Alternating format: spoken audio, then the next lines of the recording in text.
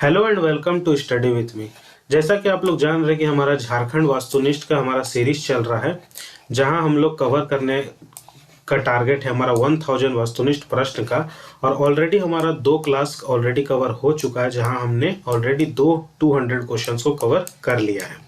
आज हमारा तीसरा क्लास है और तीसरे क्लास के अंदर में हम लोग नेक्स्ट 100 क्वेश्चन को कवर करेंगे, यानी क्वेश्चन नंबर 201 से लेकर 300 तक कवर करेंगे।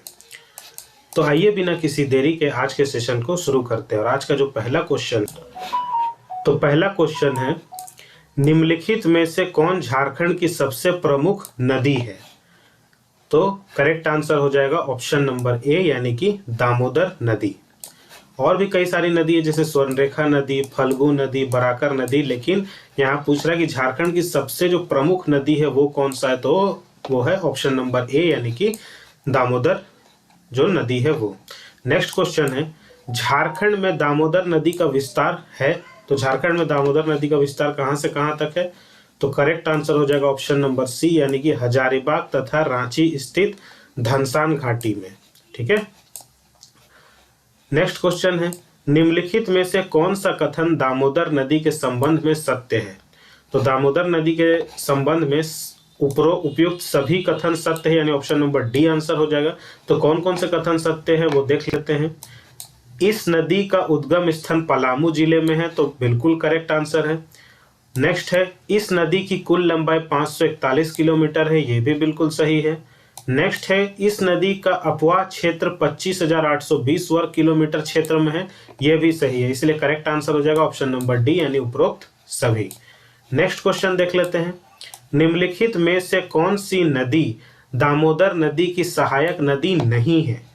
पूछ रहा है दामोदर नदी की सहायक नदी नहीं है, पूछ रहा है। ठीक है, तो करेक्ट आंसर हो जाएगा ऑप्शन नंबर ए, यानी फल्गु नदी जो है दामोदर नदी की सहायक नदी नहीं है। यानी बाद बाकी नदियां जो है वो दामोदर नदी की सहायक नदी है, यानी कि बराकर, गोबई सहायक नदी है और कोनार भी सहायक नदी है। ठीक है, तो करेक्ट आंसर हो जाएगा option number A, Phalgu. Next question है, निम्नलिखित में से कौन सा नगर दामोदर नदी के किनारे स्थित है?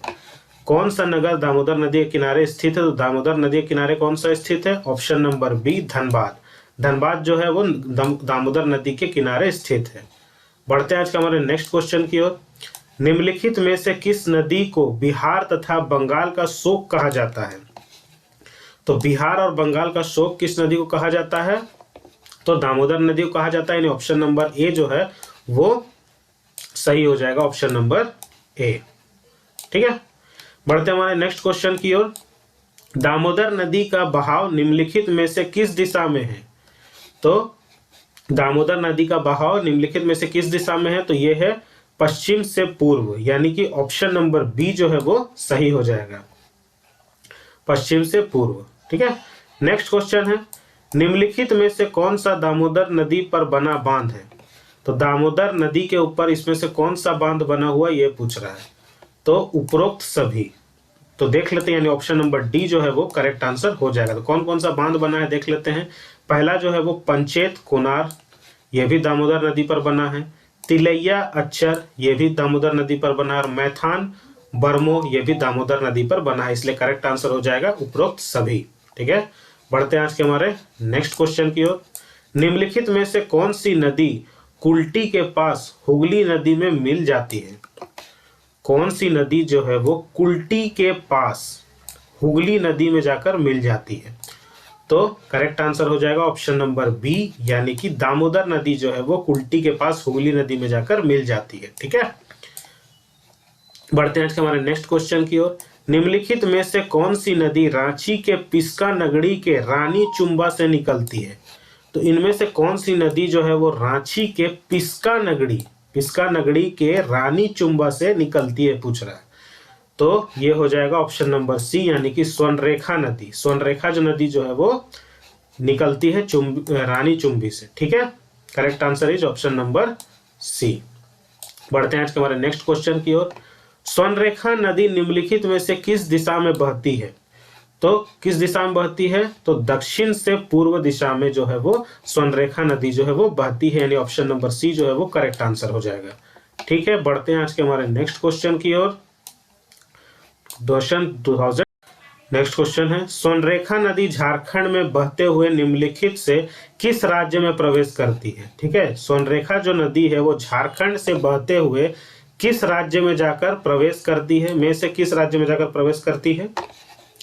तो ये छत्तीसगढ़ में जाकर प्रवेश करती है। ऑप्शन नंबर सी जो है वो करेक्ट आंसर हो जाएगा। ठीक है, नेक्स्ट क्वेश्चन है, सोनरेखा नदी के संबंध में निम्नलिखित में से कौन सा कथन सत्य है?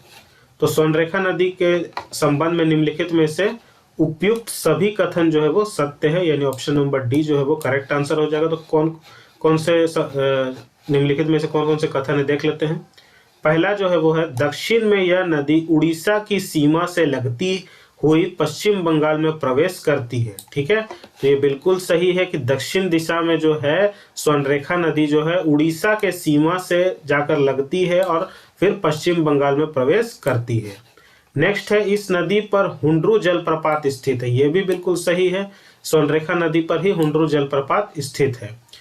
और इस नदी में सोने के कण पाए जाते हैं। ये भी नाम से ही पता चल रहा है, सोनरेखा नदी, स्वर्ण मतलब सोना, और इसमें सोने के कण जो है वो पाए जाते हैं। ठीक है, नेक्स्ट क्वेश्चन, क्यूल नदी का उद्गम स्थल है। तो क्यूल नदी का उद्गम स्थल कहाँ पे है? तो ये है खगरडीहा हजारीबाग। खगरडीहा हजारीबाग में है, यानी ऑप्शन नंबर ए जो है वो करेक्ट आंसर हो जाएगा। खगरडीहा हजारीबाग क्यूल नदी का उद्गम स्थल। ठीक है, नेक्स्ट क्वेश्चन है, खरकाई किस नदी की प्रमुख शाखा है? खरकाई, खरकाई जो है वो स्वर्णरेखा नदी की प्रमुख शाखा है। ठीक है, यानी ऑप्शन नंबर बी जो है वो करेक्ट आंसर हो जाएगा। बढ़ते हैं आज के हमारे नेक्स्ट क्वेश्चन की ओर। निम्नलिखित में से कौन सी नदी छोटा नागपुर के उत्तर पूर्वी भाग में बहती है? छोटा नागपुर के उत्तर पूर्वी भाग में बहती है। ठीक है, यानी ये हो गया उत्तर, ये हो गया दक्षिण, ये हो गया पूरब, ये हो गया पश्चिम, यानी कि इस दिशा में छोटा नागपुर के इस दिशा में कौन सी नदी बहती है? तो ये आंसर हो जाएगा ऑप्शन नंबर डी, यानी उपरोक्त सभी, यानी कि ब्राह्मणी हो गया, अजय हो गया और गुमानी हो गया, ये तीनों नदियां जो है वो छोटा नागपुर के उत्तर पूर्वी भाग में बहती है। बढ़ते आज के हमारे नेक्स्ट क्वेश्चन की ओर। निम्नलिखित में से कौन सी नदी पोड़हाट पहाड़ से निकलती है? पोड़हाट पहाड़, पोड़ाहाट पहाड़, पोड़ाहाट पहाड़ से निकलती कौन सी नदी? तो ये हो जाएगा कर्मनाशा नदी जो है, ऑप्शन नंबर ए यह सही आंसर हो जाएगा। कर्मनाशा नदी जो है पोड़ाहाट पहाड़ से वो निकलती है। बढ़ते आज के हमारे नेक्स्ट क्वेश्चन की ओर। छोटा नागपुर के पठारी क्षेत्र तथा उस क्षेत्र में बहने वाली नदी के संबंध में निम्नलिखित में से कौन सा युग्म सुमेलित है? ठीक है, छोटा नागपुर के पठारी जो क्षेत्र है तथा उस क्षेत्र में बहने वाली जो नदियां हैं उसके संबंध में निम्नलिखित में से कौन सा युग्म सुमेलित है? पहला है, उत्तर पश्चिमी भाग में उत्तरी कोयल नदी है। उत्तर पश्चिमी भाग में उत्तरी कोयल नदी है, बिल्कुल सही। दक्षिणी पश्चिमी भाग में दक्षिणी कोयल नदी है, यह भी बिल्कुल सही है। और दक्षिणी पूर्वी भाग में स्वर्णरेखा नदी है, यह भी बिल्कुल सही है। इसलिए जो है ऑप्शन नंबर डी उपरोक्त सभी जो है वो सही हो जाएगा। ठीक है, बढ़ते हमारे नेक्स्ट क्वेश्चन की ओर। झारखंड में बहने वाली निम्नलिखित में से कौन सी नदी सोहिदा से निकलती है? सोहिदा से निकलती है, कौन सी नदी जो है वो सोहिदा से निकलती है? तो हो जाएगा ऑप्शन नंबर बी, यानी औरंगा। औरंगा जो है वो सोहिदा से निकलती है। ठीक है, औरंगा नदी। ठीक है, औरंगा। बढ़ते हैं आगे नेक्स्ट क्वेश्चन की ओर। झारखंड में बहने वाली निम्नलिखित में से कौन सी नदी मध्य प्रदेश राज्य के अमरकंटक से निकलती है? झारखंड में बहने वाली निम्नलिखित में से कौन सी नदी मध्य प्रदेश राज्य के अमरकंटक से निकलती है? तो करेक्ट आंसर हो जाएगा सोन नदी। सोन नदी निकलती है, ठीक है, अमरकंटक से। ऑप्शन नंबर ए सही आंसर। नेक्स्ट क्वेश्चन, छोटा नागपुर पठार के उत्तरी भाग से निकलकर उत्तर की ओर प्रवाहित होने वाली निम्नलिखित में से कौन सी नदी गंगा नदी में मिल जाती है? छोटा नागपुर पठार के उत्तरी भाग से निकलकर उत्तर की ओर प्रवाहित होने वाली निम्नलिखित में से कौन सी नदी जो है वो जाकर गंगा नदी में मिल जाती है? तो करेक्ट आंसर हो जाएगा उपरोक्त सभी, यानी ऑप्शन नंबर डी जो है वो सही हो जाएगा। कौन कौन सी नदी है? संकरी, उसके बाद फल्गु, उसके बाद है मोरहर, जो है वो गंगा नदी में जाकर मिल जाती है। ठीक है, बढ़ते हैं आज के हमारे नेक्स्ट क्वेश्चन की ओर। निम्नलिखित में से कौन झारखंड के अपवाह तंत्र क्षेत्र में शामिल नहीं है? तो झारखंड के अपवाह तंत्र में शामिल नहीं है बोल रहा है, कौन सा? तो ये है सोन नदी घाटी क्षेत्र। जो सोन नदी घाटी क्षेत्र है वो झारखंड अपवाह तंत्र क्षेत्र में शामिल नहीं है। कौन कौन शामिल है देख लेते हैं। दामोदर नदी घाटी क्षेत्र शामिल है, स्वर्णरेखा नदी घाटी क्षेत्र शामिल है, दक्षिण कोयल नदी घाटी क्षेत्र ये भी शामिल है। तो करेक्ट आंसर हो जाएगा सोन नदी घाटी क्षेत्र, option number D. Next question, निम्नलिखित में से कौन सी नदी छोटानागपुर पठार के उत्तरी पूर्वी भाग में बहती है? उत्तरी पूर्वी भाग में ऑप्शन नंबर डी, यानी उपरोक्त सभी नदियां जो है उत्तर पूर्वी भाग में छोटानागपुर पठार के उत्तरी पूर्वी भाग में जो है वो बहती है। तो कौन कौन सी है? तो ब्राह्मणी, मोर और गुमानी सभी बहती है। ठीक है, ठीक है, देख लेते हैं नेक्स्ट क्वेश्चन। निम्नलिखित में से कौन सा झारखंड की नदियों का उद्गम स्थल है? तो ये छोटानागपुर का पठार है, ऑप्शन नंबर ए जो है वो सही हो जाएगा। बढ़ते हैं नेक्स्ट क्वेश्चन की ओर। निम्नलिखित में से कौन सी नदी राजमहल की पहाड़ियों में स्थित बटपाड़ से निकलती है? बटपाड़ से निकलती है कौन सी? तो अजय नदी, ऑप्शन नंबर बी सही आंसर हो जाएगा। नेक्स्ट क्वेश्चन, निम्नलिखित में से कौन सी नदी रांची के पठार के मध्य से निकलती है? तो रांची के पठार के मध्य से निकलने वाली कौन सी नदी है? तो उत्तरी कोयल नदी है, यानी ऑप्शन नंबर ए जो है वो करेक्ट आंसर हो जाएगा। ठीक है, नेक्स्ट क्वेश्चन, निम्नलिखित में से किस नदी का अपवाह क्षेत्र प्रमुख मुख्य रूप से पलामू जिले में है? तो कौन सी नदी का अपवाह क्षेत्र जो है वो मूल रूप से पलामू जिले में है? तो ये है उपरोक्त दोनों, यानी ऑप्शन नंबर सी जो है वो सही हो जाएगा। यानी सोन नदी और उत्तरी कोयल नदी जो है वो मुख्य रूप से पलामू जिले से उसका अपवाह क्षेत्र है। ठीक है, नेक्स्ट क्वेश्चन, निम्नलिखित में से कौन सी नदी कैमूर के पहाड़ी भाग को छोटानागपुर के पठारी भाग से अलग करती है? तो निम्नलिखित में से कौन सी नदी कैमूर के पहाड़ी भाग को छोटानागपुर के पठारी भाग से अलग करती है? तो ये है उत्तरी कोयल नदी। ठीक है, ऑप्शन नंबर ए जो है वो सही हो जाएगा। बढ़ते हैं आज के हमारे नेक्स्ट क्वेश्चन की ओर। झारखंड की कौन सी ऐसी एकमात्र नदी है जो स्वतंत्र रूप से समुद्र में गिरती है? तो ऐसी एकमात्र नदी जो डायरेक्ट जाकर समुद्र में गिरती है, वो किसी दूसरे नदी में जाकर नहीं मिलती है, वो है स्वर्णरेखा नदी, यानी ऑप्शन नंबर बी जो है वो सही हो जाएगा। बहुत फेमस क्वेश्चन भी है ये। ठीक है, आता रहता है, कई सारे एग्जाम में देखा गया है ये। ठीक है, बढ़ते हैं आज के हमारे नेक्स्ट क्वेश्चन की ओर। दक्षिणी कोयल नदी हैयाकोरो के निकट तुमसोक से निकलती है। यह स्थान निम्नलिखित में से किस जिले में स्थित है? तो ये जो है वो रांची में स्थित है, option number A correct answer हो जाएगा। बढ़ते हैं आज के हमारे नेक्स्ट क्वेश्चन की ओर। निम्नलिखित में से कौन सा तथ्य उत्तरी कोयल नदी की विशेषता नहीं है? तो इसमें से कौन सा तथ्य उत्तरी कोयल नदी की विशेषता नहीं है पूछ रहा है। तो करेक्ट आंसर हो जाएगा ऑप्शन नंबर सी, यानी कि यह नदी अंत में पुनपुन नदी में मिल जाती है। ये बात जो है वो गलत है।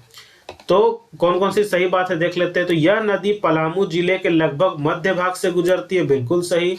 यह नदी पथ प्रदेश के पश्चिमी भाग को सिंचित करती है, यह भी सही है। यह नदी अंत में पुनपुन नदी में मिल जाती है, ये बात गलत है। यह नदी पात क्षेत्र में घुमावदार पथ बनाती हुई उत्तर की ओर बहती है, बिल्कुल सही, यानी करेक्ट आंसर हो जाएगा ऑप्शन नंबर सी। ठीक है, बढ़ते हैं आज के हमारे नेक्स्ट क्वेश्चन की ओर। निम्नलिखित में से कौन उत्तरी कोयल नदी की सहायक नदी है? तो उत्तरी कोयल नदी की जो सहायक नदी है वह है उपरोक्त सभी, यानी ऑप्शन नंबर डी, यानी अमानत, औरंग और गोगरा जो तीनों है वो उत्तरी कोयल नदी की सहायक नदी है। ठीक है, बढ़ते आज के हमारे नेक्स्ट क्वेश्चन की ओर। निम्नलिखित में से किस नदी का प्रवाह क्षेत्र रांची के पठार तथा हजारीबाग के पठार के मध्य स्थित है? तो ये है दामोदर नदी, यानी ऑप्शन नंबर ए जो है वो करेक्ट आंसर हो जाएगा। बढ़ते आज के हमारे नेक्स्ट क्वेश्चन की ओर। झारखंड की संकरी नदी का उद्गम स्थल कहाँ है? तो संकरी नदी का जो उद्गम स्थल है वो है उत्तरी छोटा नागपुर का पठारी भाग, यानी ऑप्शन नंबर ए जो है वो करेक्ट आंसर हो जाएगा। उत्तरी छोटा नागपुर का पठारी भाग, ऑप्शन नंबर ए। बढ़ते हैं हमारे नेक्स्ट क्वेश्चन की ओर। निम्नलिखित में से कौन दक्षिणी कोयल नदी की सहायक नदी है? तो दक्षिणी कोयल नदी की सहायक नदी है ऑप्शन नंबर सी उपरोक्त दोनों, यानी कि शंख नदी और कारो नदी दोनों ही दक्षिणी कोयल नदी की सहायक नदी है। बढ़ते हैं हमारे नेक्स्ट क्वेश्चन की ओर। झारखंड में बहने वाली पुनपुन नदी का उद्गम स्थल है, तो पुनपुन नदी का उद्गम स्थल कौन सा है? तो ये है मध्य प्रदेश का पठार, जो यानी कि ऑप्शन नंबर ए जो है वो करेक्ट आंसर हो जाएगा। यानी पुनपुन नदी का उद्गम स्थल जो है वो मध्य प्रदेश का पठार है, ठीक है, ऑप्शन नंबर ए। बढ़ते हैं हमारे नेक्स्ट क्वेश्चन की ओर। झारखंड में बहने वाली फल्गु नदी का उद्गम स्थल है, तो फल्गु नदी का उद्गम स्थल जो है वो छोटानागपुर का पठार है, यानी ऑप्शन नंबर ए जो है वो करेक्ट आंसर हो जाएगा, ठीक है। पढ़ते हैं हमारे नेक्स्ट क्वेश्चन की ओर। झारखंड में संकरी नदी निम्नलिखित में से किस जिले से होकर बहती है? तो जो संकरी नदी है वो हजारीबाग जिले से होकर बहती है, यानी ऑप्शन नंबर बी जो है वो करेक्ट आंसर हो जाएगा। बढ़ते हैं हमारे नेक्स्ट क्वेश्चन की ओर। गंगा नदी झारखंड के किस जिले से लगती हुई बिहार से पश्चिम बंगाल में प्रवेश करती है? तो ये है ऑप्शन नंबर सी, यानी उपरोक्त दोनों, ठीक है, यानी साहेबगंज और पाकुड़ दोनों से ये नदी जो है वो लगकर बिहार से पश्चिम बंगाल में प्रवेश करती है, ठीक है। बढ़ते हैं हमारे नेक्स्ट क्वेश्चन की ओर। निम्नलिखित में से कौन सी नदी तिलैया, महाने, पंचाने, पैमार तथा धनार्जे नामक 5 जल धाराओं से मिलकर बनी है? ठीक है, तो ये है ऑप्शन नंबर ए, यानी पंचाने। पंचाने जो है वो आंसर हो जाएगा करेक्ट, ठीक है। Next question. झारखंड का सर्वाधिक जल प्रपात वाला जिला कौन सा है? तो सबसे ज्यादा जल प्रपात किस जिले में है? तो ये है ऑप्शन नंबर बी, यानी कि रांची। रांची में सबसे ज्यादा जो है वो जल प्रपात है, ऑप्शन नंबर बी, ठीक है। Next question. झारखंड की सबसे प्रदूषित नदी कौन सी है? तो सबसे प्रदूषित नदी जो है वो दामोदर नदी है, यानी ऑप्शन नंबर ए जो है वो करेक्ट आंसर हो जाएगा। बढ़ते हैं हमारे नेक्स्ट क्वेश्चन की ओर। निम्नलिखित में से कौन सा शहर स्वर्णरेखा एवं खरकाई नदियों के संगम पर स्थित है? तो स्वर्णरेखा और खरकाई नदियों के संगम पर कौन सा शहर स्थित है? वो है जमशेदपुर, यानी ऑप्शन नंबर सी जो है वो करेक्ट आंसर हो जाएगा। बढ़ते हैं हमारे नेक्स्ट क्वेश्चन की ओर। निम्नलिखित में से कौन सा नगर कोनार एवं बोकारो नदियों के संगम पर स्थित है? तो कौन सा नगर कोनार और बोकारो नदियों के संगम पर स्थित है? तो यह है बोकारो, ठीक है, यानी ऑप्शन नंबर बी जो है वो करेक्ट आंसर, ठीक है।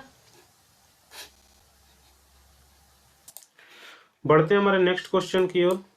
झारखंड में निम्नलिखित में से कौन सी नदी वर्षा ऋतु को छोड़ शेष समय में प्रायः सूखी रहती है? ठीक है, तो ये है ऑप्शन नंबर डी, यानी उपरोक्त सभी। यानी कौन सी ऐसी नदी जो है वो वर्षा ऋतु को छोड़कर सारे समय में सूखी रहती है? तो इसमें जो है स्वर्णरेखा भी है, उत्तरी कोयल भी है और दक्षिणी कोयल भी है, इसलिए करेक्ट आंसर हो जाएगा ऑप्शन नंबर डी, ठीक है। Next question. छोटानागपुर में बहने वाली नदियों को कितने अपवाह तंत्र में विभाजित किया गया है? तो इसको 5 अपवाह तंत्र में विभाजित किया गया है, यानी ऑप्शन नंबर सी जो है वो करेक्ट आंसर हो जाएगा। नेक्स्ट क्वेश्चन है। निम्नलिखित में से कौन सी नदी पलामू एवं गढ़वा जिले के दक्षिणी पश्चिमी में बहती है? तो ये है कन्हर नदी है, जो दक्षिणी पश्चिमी में बहती है, ऑप्शन नंबर ए जो है वो करेक्ट आंसर हो जाएगा। बढ़ते हैं हमारे नेक्स्ट क्वेश्चन की ओर। निम्नलिखित में से कौन सी नदी धनबाद जिले में बहती है? तो ये है धलकिशोर नदी। धलकिशोर नदी, यानी ऑप्शन नंबर डी जो है वो करेक्ट आंसर हो जाएगा। ये धलकिशोर नदी जो है धनबाद जिले में बहती है, option number D correct answer, ठीक है। Next question. दामोदर नदी का कितने किलोमीटर अपवाह क्षेत्र झारखंड राज्य में है? दामोदर नदी का कितना किलोमीटर अपवाह क्षेत्र झारखंड में है? तो यह है 290 किलोमीटर, यानी ऑप्शन नंबर सी जो है वो करेक्ट आंसर हो जाएगा। बढ़ते हैं हमारे नेक्स्ट क्वेश्चन की ओर। निम्नलिखित में से कौन सी नदी हजारीबाग एवं गिरिडीह जिले में बहती है? तो हजारीबाग एवं गिरिडीह जिले में कौन सी नदी बहती है? तो उपयुक्त सभी यानी ऑप्शन नंबर डी जो है वो करेक्ट आंसर हो जाएगा। यानी मोहिनी, संकरी और नीलांजन जो है वो तीनों जो है वो हजारीबाग एवं गिरिडीह जिले में बहती है। तो करेक्ट आंसर हो जाएगा ऑप्शन नंबर डी। बढ़ते हैं आज के हमारे नेक्स्ट क्वेश्चन की ओर। नेक्स्ट क्वेश्चन है, झारखंड में मुख्य रूप से कौन सी मिट्टी पाई जाती है? तो झारखंड में मुख्य रूप से अवशिष्ट मिट्टी पाई जाती है, यानी ऑप्शन नंबर ए जो है वो करेक्ट आंसर हो जाएगा। नेक्स्ट क्वेश्चन, झारखंड में पाई जाने वाली मिट्टी निम्नलिखित में से किसके उपदाय से निर्मित है? तो ये ऑप्शन नंबर सी यानी उपयुक्त दोनों, यानी खनिज और चट्टानों से दोनों से मिलकर बनी है। ठीक है, बढ़ते हैं हमारे नेक्स्ट क्वेश्चन की ओर।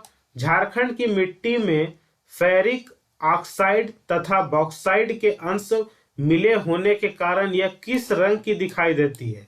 तो ये लाल रंग की दिखाई देती है। ठीक है, यानी ऑप्शन नंबर सी जो है वो करेक्ट आंसर हो जाएगा। बढ़ते हैं हमारे नेक्स्ट क्वेश्चन की ओर। निम्नलिखित के विभिन्न हिस्सों में किस चट्टानों के कारण लाल मिट्टी कई रूप में मिलती है? तो यह है ऑप्शन नंबर सी यानी उपयुक्त दोनों, यानी ग्रेनाइट और नीस दोनों के कारण जो है वो लाल मिट्टी मिलती है। ठीक है, नेक्स्ट क्वेश्चन, झारखंड में पाई जाने वाली मिट्टियों विषमता निम्नलिखित में से किससे संबंधित नहीं है? तो किससे संबंधित नहीं है? तो ये नमी से संबंधित नहीं है, यानी ये रचना से संबंधित है, रंग से संबंधित है और उर्वरकता से संबंधित है, लेकिन नमी से संबंधित नहीं है। बढ़ते हमारे नेक्स्ट क्वेश्चन की ओर। निम्नलिखित में से किस जिले की अधिकांश जगह की मिट्टी लाल रंग की मिलती है? तो उपयुक्त सभी, यानी ऑप्शन नंबर डी जो है वो करेक्ट आंसर हो जाएगा। यानी लाल मिट्टी जो है वो रांची, हजारीबाग, धनबाद, गिरिडीह, देवघर, गोड्डा, दुमका सभी जगह लाल रंग की मिट्टी पाई जाती है। ठीक है, इसलिए ऑप्शन नंबर डी जो है वो करेक्ट आंसर हो जाएगा, उपयुक्त सभी, ऑप्शन नंबर डी। बढ़ते हमारे नेक्स्ट क्वेश्चन की ओर। निम्नलिखित में से किस क्षेत्र में अब्रक मूल की लाल मिट्टी नहीं मिलती है? तो किस क्षेत्र में अब्रक मूल की लाल मिट्टी नहीं मिलती है? तो यह है चतरा, यानी ऑप्शन नंबर डी जो है वो करेक्ट आंसर हो जाएगा। बढ़ते हमारे नेक्स्ट क्वेश्चन की ओर। छोटानागपुर में मुख्य रूप से कितने प्रकार की मिट्टी मिलती है? तो छोटानागपुर में मुख्य रूप से 6 प्रकार की मिट्टी मिलती है। ऑप्शन नंबर बी जो है वो करेक्ट आंसर हो जाएगा। बढ़ते हमारे नेक्स्ट क्वेश्चन की ओर। झारखंड में मिलने वाली लाल मिट्टी में निम्नलिखित में से किसकी कमी पाई जाती है?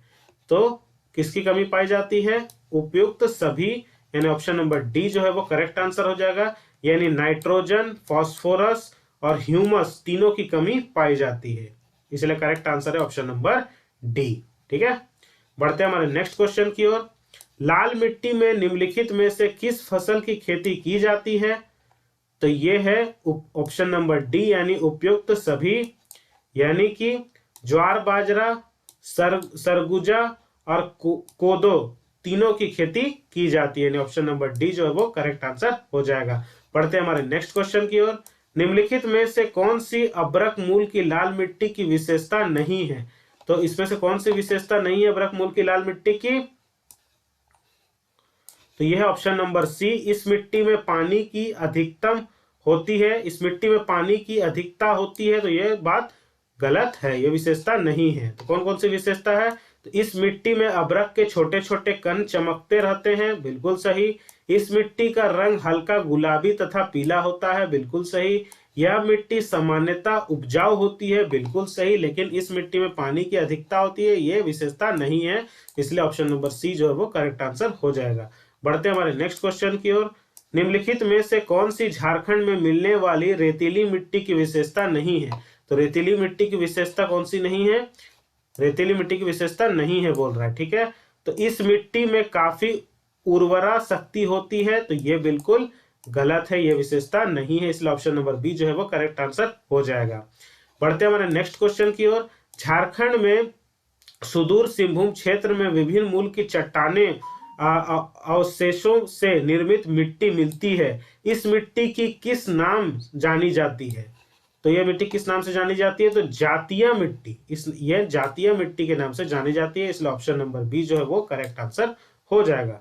बढ़ते हैं हमारे नेक्स्ट क्वेश्चन की ओर। निम्नलिखित में से कौन काली रेगुर मिट्टी की विशेषता नहीं है? तो इनमें से जो है ऑप्शन नंबर डी यानी इस मिट्टी में कंकड़ की मात्रा मिलती है, यह विशेषता नहीं है, इसलिए ऑप्शन नंबर डी जो है वो करेक्ट आंसर हो जाएगा। तो कौन कौन सी विशेषता है वो भी देख लेते हैं। यह मिट्टी राजमहल के पहाड़ी क्षेत्र में विस्तृत है, बिल्कुल सही। इस मिट्टी का निर्माण ज्वालामुखी लावा के प्रवाह से हुआ है, बिल्कुल सही। इस मिट्टी का रंग काला और होता है, बिल्कुल सही, इसलिए ऑप्शन नंबर डी जो है वो करेक्ट आंसर हो जाएगा। बढ़ते हमारे नेक्स्ट क्वेश्चन की ओर। निम्नलिखित में से कौन सी मिट्टी पानी पड़ने पर अत्यंत लसलसी तथा अपारगम्य हो जाती है और पैरों में चिपकने लगती है? कौन सी मिट्टी है ये है काली रेगुर मिट्टी, ठीक है, यानी ऑप्शन नंबर डी जो है वो करेक्ट आंसर हो जाएगा। बढ़ते हैं हमारे नेक्स्ट क्वेश्चन की ओर। निम्नलिखित में से किस मिट्टी का निर्माण मानसूनी जलवायु की आर्द्रता एवं शुष्कता के क्रमिक परिवर्तन के परिणाम स्वरूप उत्पन्न उपस्थितियों से हुई है? ठीक है, तो ये है लेटराइट मिट्टी, यानी ऑप्शन नंबर सी जो है वो करेक्ट आंसर हो जाएगा। बढ़ते हैं हमारे नेक्स्ट क्वेश्चन की ओर। निम्नलिखित में से किस मिट्टी में लौह, चूना, मैग्नीशियम तथा एल्यूमिना का मिश्रण पाया जाता है?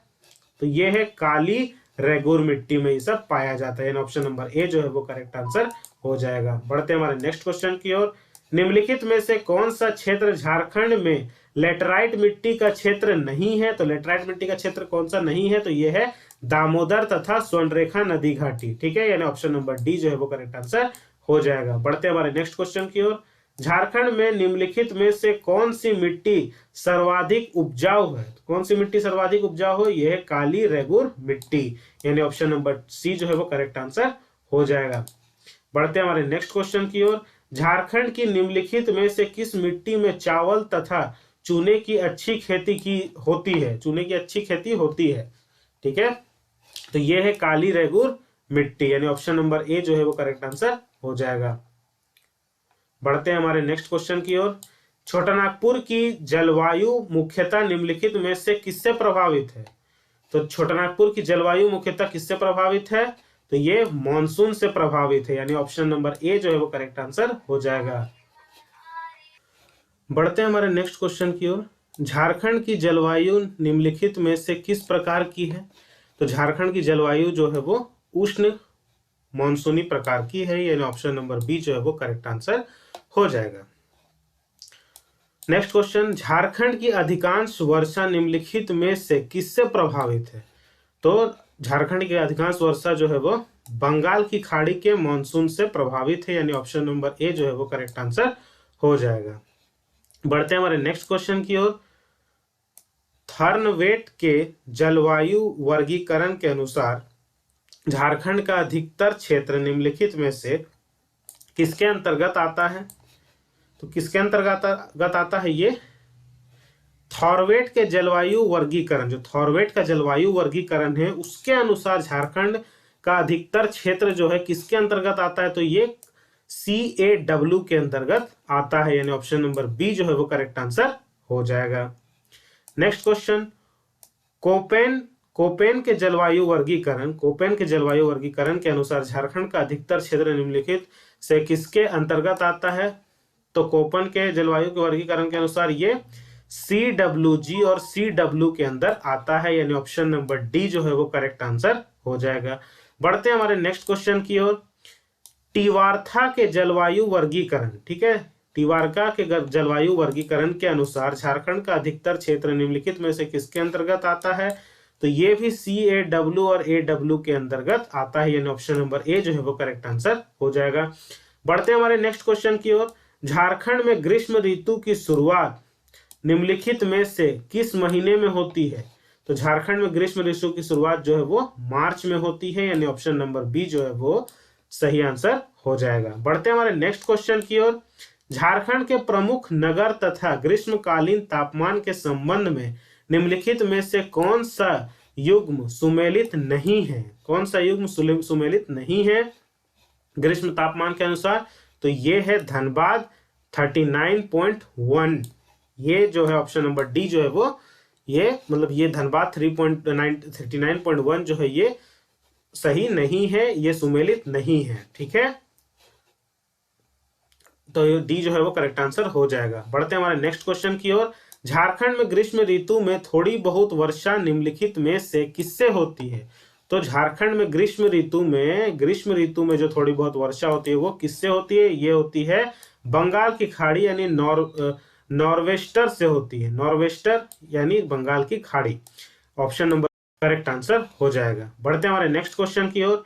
झारखंड में वर्षा ऋतु की शुरुआत कब होती है? तो झारखंड में वर्षा ऋतु की शुरुआत जो है वो मई के अंत से होती है। मई के अंत से होती है, यानी ऑप्शन नंबर ए जो है वो करेक्ट आंसर हो जाएगा। बढ़ते हैं हमारे नेक्स्ट क्वेश्चन की ओर। झारखंड में वर्षा ऋतु कब समाप्त होती है? तो झारखंड में वर्षा ऋतु जो है वो अक्टूबर में समाप्त होती है, यानी ऑप्शन नंबर बी जो है वो करेक्ट आंसर हो जाएगा। बढ़ते हैं हमारे नेक्स्ट क्वेश्चन की ओर। रांची में वर्षा ऋतु में औसतन कितनी वर्षा होती है? तो रांची में वर्षा ऋतु में औसतन 120 से 140 सेंटीमीटर होती है। ऑप्शन नंबर बी जो है वो करेक्ट आंसर हो जाएगा। Next question. धनबाद में वर्षा ऋतु में औसतन कितनी वर्षा होती है? तो धनबाद में 140 से 160 सेंटीमीटर तक वर्षा होती है, यानी ऑप्शन नंबर बी जो है वो करेक्ट आंसर हो जाएगा। बढ़ते हैं हमारे नेक्स्ट क्वेश्चन की ओर। हजारीबाग में वर्षा ऋतु में औसतन कितनी वर्षा होती है? तो ये होती है 120 से 140 सेंटीमीटर, यानी ऑप्शन नंबर ए जो है वो करेक्ट आंसर हो जाएगा। Next question. जमशेदपुर में वर्षा ऋतु में औसतन कितनी वर्षा होती है? तो ये हो जाएगा ऑप्शन नंबर सी, यानी 140 से 160 सेंटीमीटर होती है। बढ़ते हैं हमारे नेक्स्ट क्वेश्चन की ओर। निम्नलिखित में से कौन सा झारखंड का सर्वाधिक वर्षा वाला स्थान है? तो झारखंड का सर्वाधिक वर्षा वाला स्थान जो है वो है नेतरहाट, यानी ऑप्शन नंबर बी जो है वो करेक्ट आंसर हो जाएगा। और बढ़ते हैं हमारे नेक्स्ट क्वेश्चन की ओर। निम्नलिखित में से कौन सा झारखंड में न्यूनतम वर्षा वाला क्षेत्र है? तो न्यूनतम वर्षा वाला क्षेत्र जो है ऑप्शन नंबर सी, यानी उपयुक्त दोनों, यानी पलामू और चतरा दोनों ही न्यूनतम वर्षा वाला क्षेत्र है। बढ़ते हैं हमारे नेक्स्ट क्वेश्चन की ओर। नॉर्वेस्टर या चक्रवात तूफान जिनका उद्भव बंगाल की खाड़ी में होता है, झारखंड में प्रायः किस महीने में आते हैं? तो ये जो आते हैं ये है मई से जून में आते हैं, मई जून में आते हैं, यानी ऑप्शन नंबर बी जो है वो करेक्ट आंसर हो जाएगा। बढ़ते हैं हमारे नेक्स्ट क्वेश्चन की ओर। झारखंड में सर्वाधिक वर्षा किस जिले में होती है? तो झारखंड में सर्वाधिक वर्षा जो है वो हजारीबाग में होती है, हजारीबाग जिले में होती है, यानी ऑप्शन नंबर सी जो है वो करेक्ट आंसर हो जाएगा। बढ़ते हैं आज के हमारे नेक्स्ट क्वेश्चन की ओर। झारखंड में वर्षा ऋतु में पूरे वर्ष की लगभग कितने प्रतिशत वर्षा होती है? तो वर्षा ऋतु में पूरे वर्ष के लगभग 80% वर्षा होती है, यानी ऑप्शन नंबर डी जो है वो करेक्ट आंसर हो जाएगा। बढ़ते हैं हमारे नेक्स्ट क्वेश्चन की ओर। झारखंड में वर्षा ऋतु में औसतन कितनी वर्षा होती है? तो झारखंड में वर्षा ऋतु में औसतन 100 से 150 सेंटीमीटर वर्षा होती है, यानी ऑप्शन नंबर डी जो है वो करेक्ट आंसर हो जाएगा। बढ़ते हैं हमारे 100 से 150 सेंटीमीटर होती है, ऑप्शन नंबर डी जो है वो करेक्ट आंसर हो जाएगा। ऑप्शन नंबर डी जो है वो करेक्ट आंसर हो जाएगा। बढ़ते हैं हमारे नेक्स्ट क्वेश्चन की ओर। झारखंड से मानसून का प्रत्यावर्तन किस महीने में होता है, किस महीने से होता है? तो ये अक्टूबर से नवंबर होता है, यानी ऑप्शन नंबर सी जो है वो करेक्ट आंसर हो जाएगा। बढ़ते हैं हमारे नेक्स्ट क्वेश्चन की ओर। झारखंड में शीत ऋतु की शुरुआत किस महीने से होती है? तो झारखंड में शीत ऋतु की शुरुआत जो नवंबर से होती है, यानी ऑप्शन नंबर बी जो है वो करेक्ट आंसर हो जाएगा। बढ़ते हैं हमारे नेक्स्ट क्वेश्चन की ओर। निम्नलिखित में से कौन झारखंड का सबसे ठंडा स्थान है? तो झारखंड का सबसे ठंडा स्थान जो है वो है नेतरहाट, यानी ऑप्शन नंबर बी जो है वो करेक्ट आंसर हो जाएगा। नेक्स्ट क्वेश्चन, और यहाँ सबसे अधिक वर्षा भी होती है, ठीक है। नेक्स्ट क्वेश्चन जो है, शीत ऋतु में झारखंड का औसतन तापमान कितना रहता है? तो शीत ऋतु में 16 डिग्री से 18 डिग्री सेल्सियस होता है, यानी ऑप्शन नंबर सी जो है वो सही आंसर है। बढ़ते हैं हमारे नेक्स्ट क्वेश्चन की ओर। शीत ऋतु में होने वाली झंझावातीय वर्षा निम्नलिखित में से किस फसल के लिए लाभकारी होती है? तो ये जो है रबी फसल के लिए ये जो वर्षा है ये लाभकारी होती है, जो शीत ऋतु में होती है, तो यानी कि बी जो है वो करेक्ट आंसर हो जाएगा। बी जो है वो करेक्ट आंसर हो जाएगा। बढ़ते हैं हमारे नेक्स्ट क्वेश्चन की ओर। निम्नलिखित में से कौन सी झारखंड की शीत ऋतु की विशेषता है? निम्नलिखित में से कौन सी झारखंड की शीत ऋतु की विशेषता है? तो यह है उपयुक्त सभी, यानी ऑप्शन नंबर डी जो है वो करेक्ट आंसर हो जाएगा। यानी यहाँ आसमान साफ होता है, दिन हल्का गर्म होता है और काफी रातें होती है। तो यानी उपयुक्त सभी यानी ऑप्शन नंबर डी जो है वो करेक्ट आंसर हो जाएगा। बढ़ते हैं हमारे नेक्स्ट क्वेश्चन की ओर। झारखंड में शीत ऋतु में लगभग कितने प्रतिशत वर्षा होती है? तो झारखंड में शीत ऋतु में जो है वो 5 से 10% जो है वर्षा होती है, यानी ऑप्शन नंबर ए जो है वो करेक्ट आंसर हो जाएगा। बढ़ते हैं हमारे नेक्स्ट क्वेश्चन की ओर।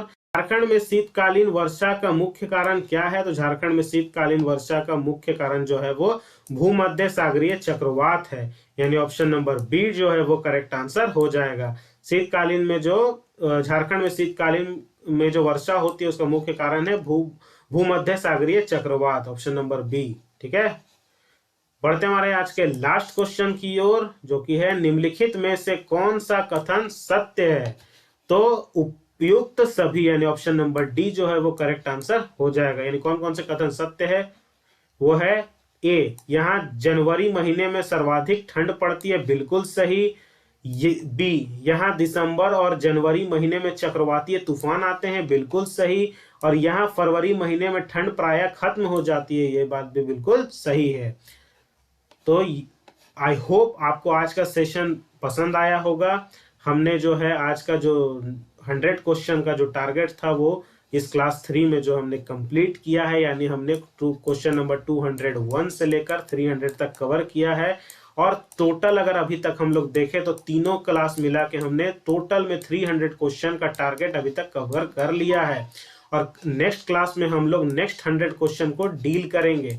तो ठीक है, आपको वीडियो अगर पसंद आता है तो वीडियो को आप लाइक करिए, वीडियो को शेयर करिए, चैनल को सब्सक्राइब करिए और सब्सक्राइब करने के साथ साथ बेल आइकन को जरूर दबाइए ताकि हर वीडियो की नोटिफिकेशन आप तक सबसे पहले पहुंच सके।